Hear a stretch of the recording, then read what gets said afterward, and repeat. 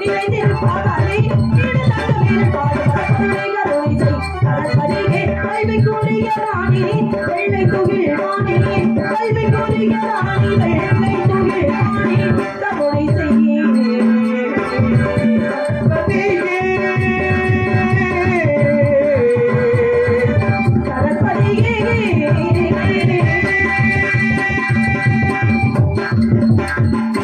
கருணை செய் சரஸ்வதியே கருணை செய் சரஸ்வதியே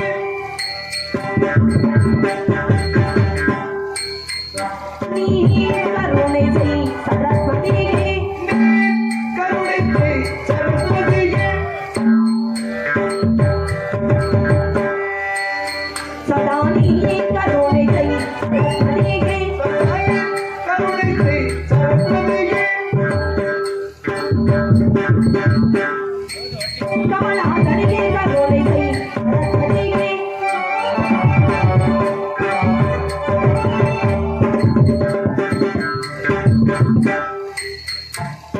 காயத்திலே தயவாரதிகே கருணை செய் சரஸ்வதியே கருணை செய் சரஸ்வதியே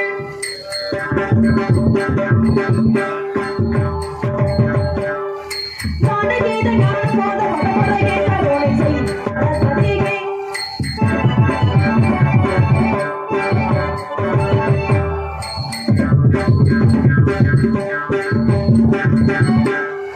கற்கை கட்டளை கர்மவை கற்றவனின் கட்டளவின் மத்துவ முறையே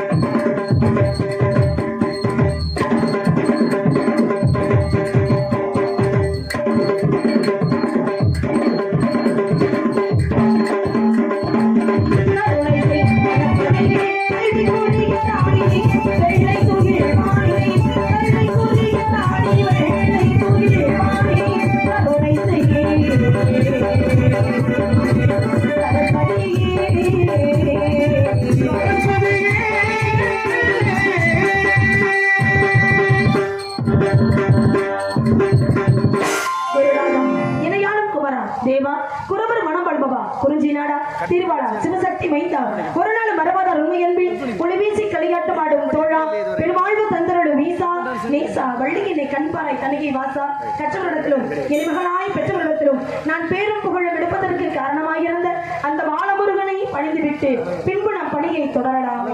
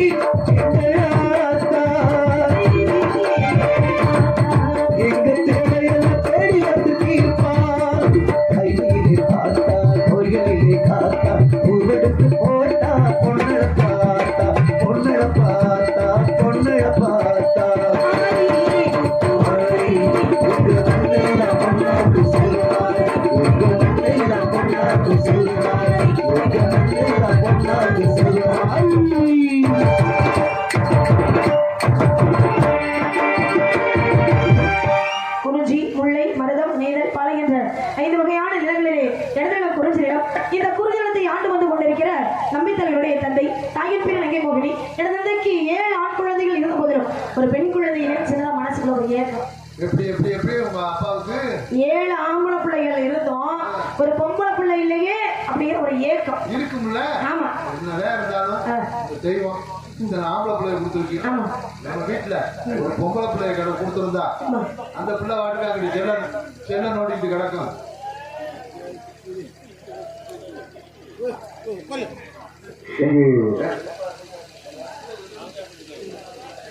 இசைக்கலைஞர்களை பாராட்டி திருப்பூரை சேர்ந்த அன்பு தம்பி வன்மீகன் அவர்கள் 5 துறந்திப்பாக இருக்கின்றார்கள். இசைக்கலைஞர்களை பாராட்டி அவர் இங்கே நாடகம் பார்க்கறதுக்கு எங்கே இருந்தாலும் வந்துடுவார். எங்கே ராம்நாடு வரைக்கும் வந்து வருவார் அன்பு தம்பி. ஆமாம், அப்படி ஒரு நாடக பிரியர். இசைக்கலைஞர்களை பாராட்டி 5 துறந்திப்பு வழங்கிய அன்பு தம்பி திருப்பூரை சேர்ந்த வன்மீகன் அவர்களுக்கு எங்களது கலைப்பு சார்பாக நன்றியை தெரிவித்து நன்றி வணக்கம். அனைவரின் சார்பாக நன்றி வணக்கம்.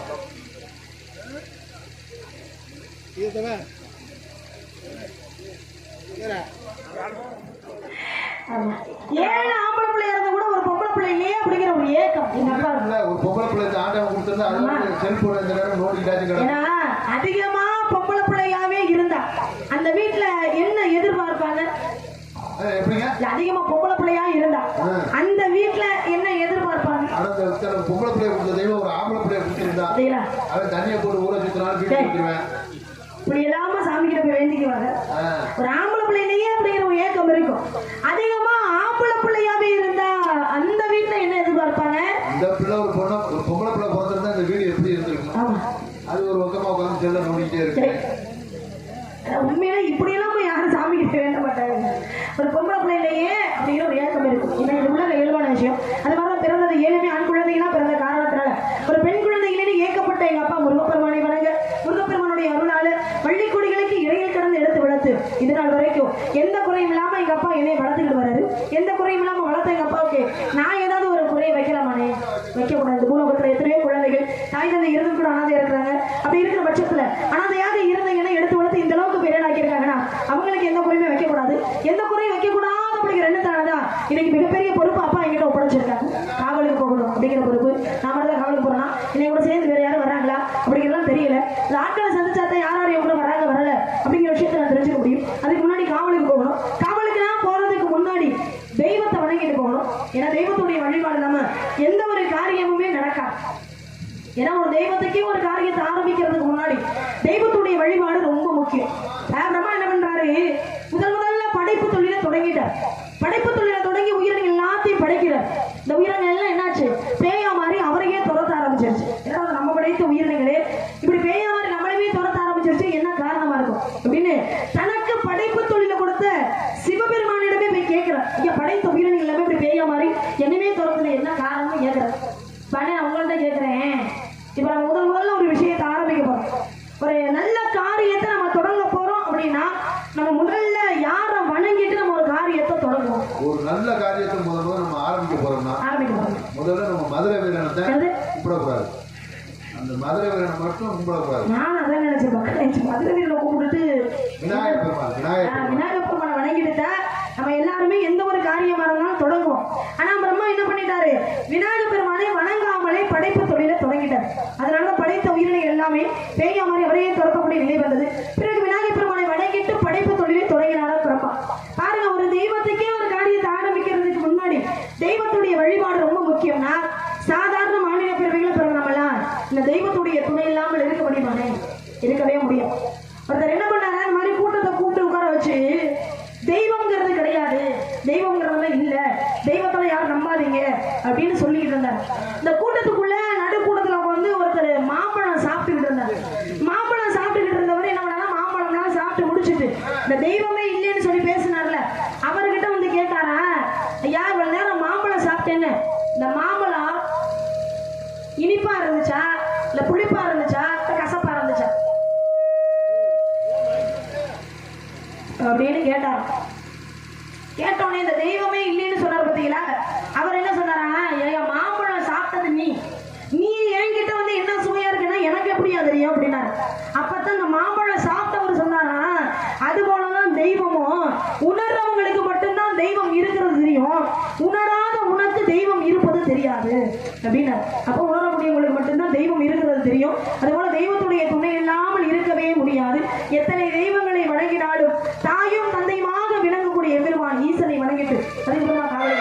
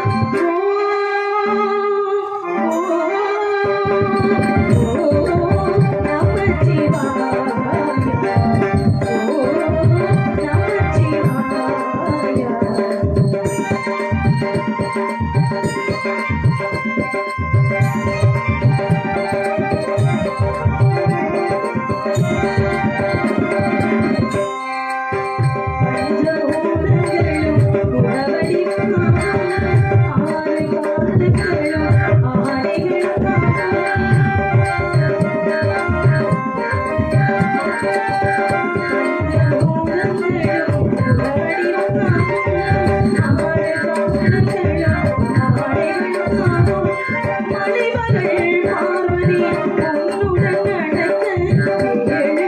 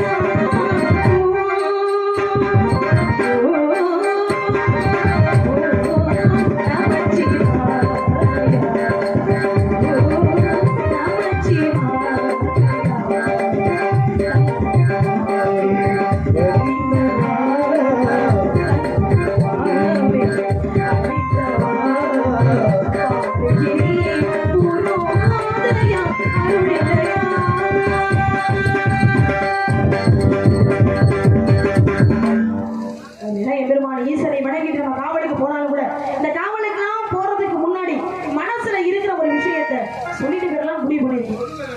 நான் ஒருத்தரை காதலிக்கிறேன், என்ன சொல்றியா? அவரையே கல்யாணம் பண்ணிக்கணும் அப்படின்னு முடிவு பண்ணிருக்கேன். ஆமா, யாரை காதலிக்கிறேன்னு தெரியுமா? யாரு? தெரியாது. நான் யாரை காதலிக்கிறேன், யாரை கல்யாணம் பண்ணிக்க போறேன் அப்படிங்கிறத சொல்றதுக்கு முன்னாடி அவரை நான் மனசுக்குள்ள எப்படி எல்லாம் நினைச்சுக்கிட்டு இருக்கேன் அப்படிங்கிற விஷயத்தை நான் உங்கள்கிட்ட சொல்றேன்.